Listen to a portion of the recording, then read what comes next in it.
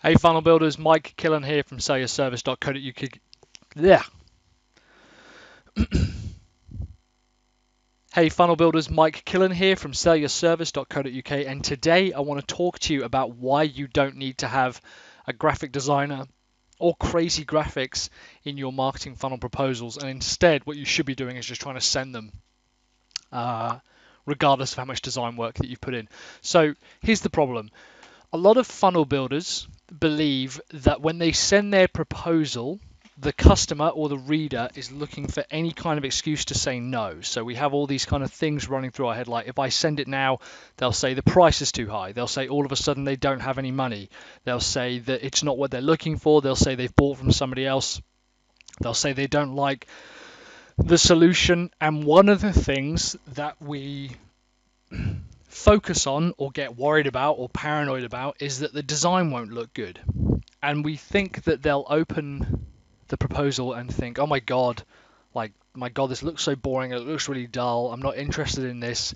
And that's kind of because we think that customers are going through it looking for designs. Now, when we see other people's proposals, it can look quite intimidating. It can even look like we think, oh my God, like what they've put in is so good. It actually looks better than the final project that we've actually delivered, as opposed to just being a proposal. And I want to prove to you that sending a very plain, very clear, but well structured proposal when the content is right is more effective than having an over designed proposal. And I can even prove this. I think there's a huge misconception that you need to have a graphic designer or any kind of graphics in your marketing funnel proposals. For a $10,000 project or for a $25,000 project, anything around that region, you don't need to go any further than writing up a really solid, well-written and easy to read proposal. Admittedly, for some of our projects that are slightly larger, when we've had like $10,000 per month or even 25 grand a month, then yeah, we'll create a proposal. But in fact, it's kind of split in two for some of projects that are so big like that, where the actual project itself has an overall presentation that talks people through all of the investment and the timescales and the project managers and the team leaders and all the exercises and all this. And that can even take kind of half a day to go through. But the proposal itself is a well-written document with all the promises, the outlines, the deadlines, all this kind of stuff.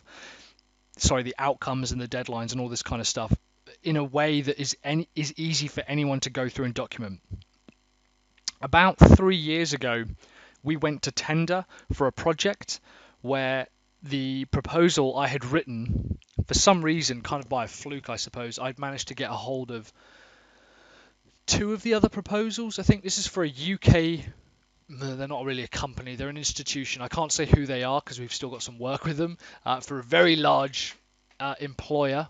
I can say they're public sector, probably the biggest employer here in Europe. You might have an idea of who it is.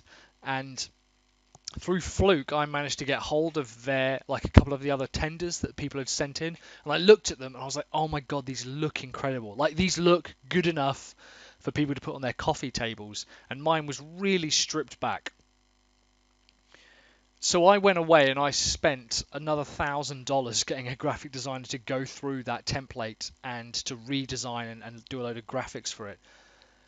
And when I sent it in, I was minutes away from the deadline. I sent it in and we didn't win. And I was devastated because we'd put all this work into the project. I'd obviously put a lot of work into the proposal.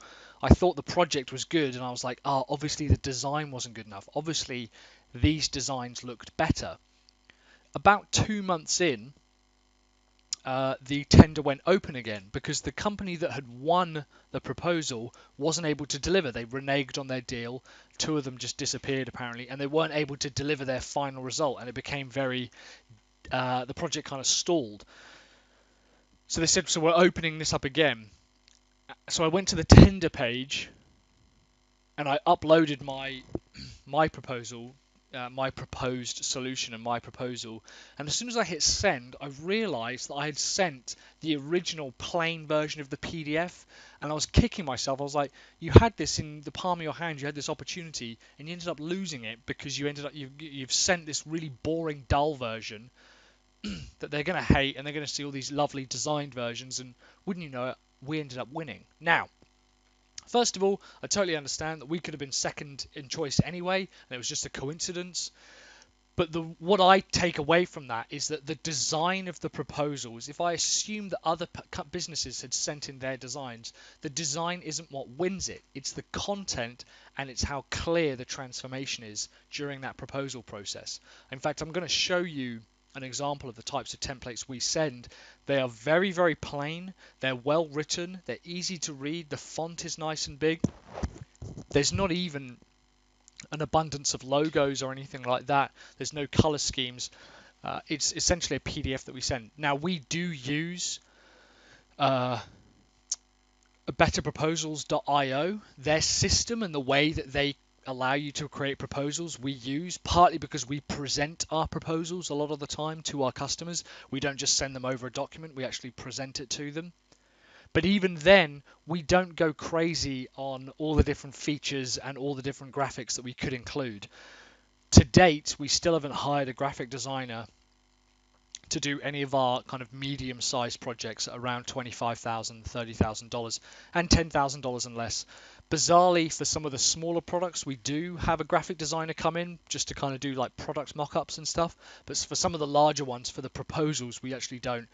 And then for the very large ones, we do hire again to make sure that what we've written down is easy to digest. All of this is about making it easy for the person to read, making it easy for the business to understand what it is that you're going to deliver.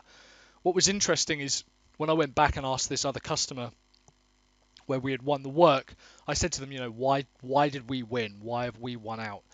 And they said, well, the proposal was really clear. It was easy to read, and it was obvious what you were going to do for us. There was even a timeline. They said the other ones were designed very, very beautifully, but were so high level that it was almost impossible to gauge what it was that they wanted to work on.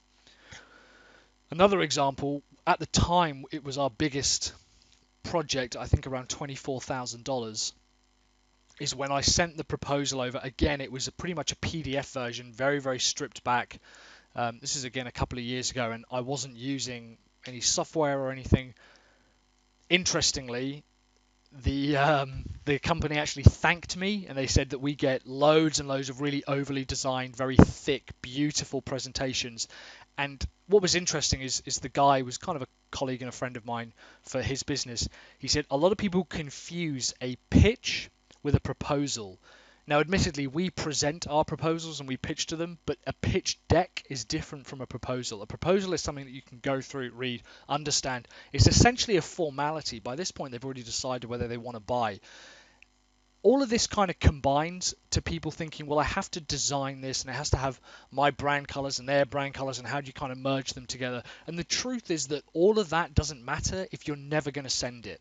So at its core, sending a plain or a well written and well formatted but with very light on the design and the graphics side will always convert 100 times or even infinitely better than a proposal that looks stunning but's never sent.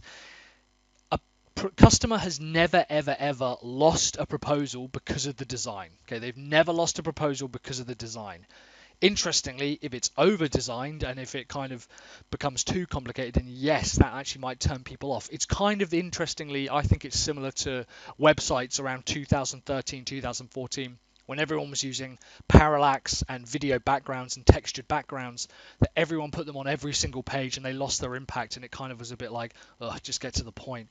Whereas now we find people are going back to well-written content and copy, and that's what's converting people. Again, think about the well-written books. Think about your favorite fiction series or even your favorite non-fiction series on content that looks, if you just scanned it, relatively dry, but the story and the transformation during that process, that's what you pay attention to. And if it's an instructional piece of content, they're usually very light on graphics and images and fonts and colors and brands and all this kind of stuff, because they know that just teaching someone something very, very useful, that's where people are reading these for.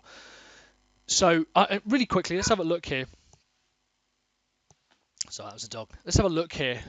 This here is a proposal template we have. This is for our content marketing services. as you can see, this is just in Word.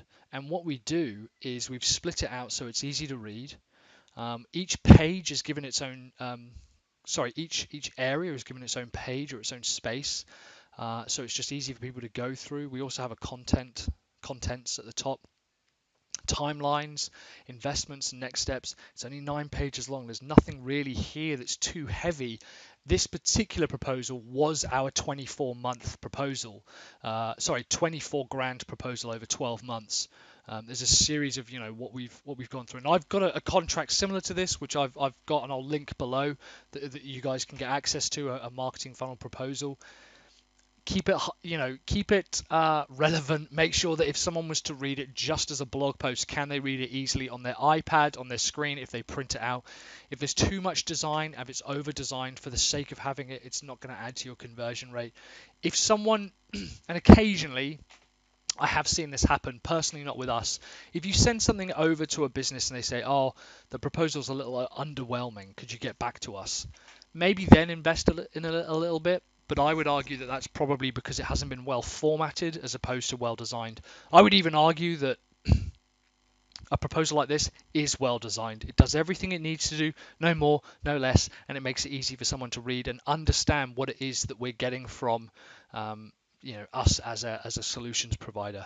Cool. Well, thanks very much, guys. Let me know about your proposal design process. Do you use betterproposals.io? Let me know in the comments below. If you have a template like this and you just send it over as a PDF as well, let me know in the comments. Thanks very much for watching to the end of the video. I am Mike from sellyourservice.co.uk. Keep building those funnels.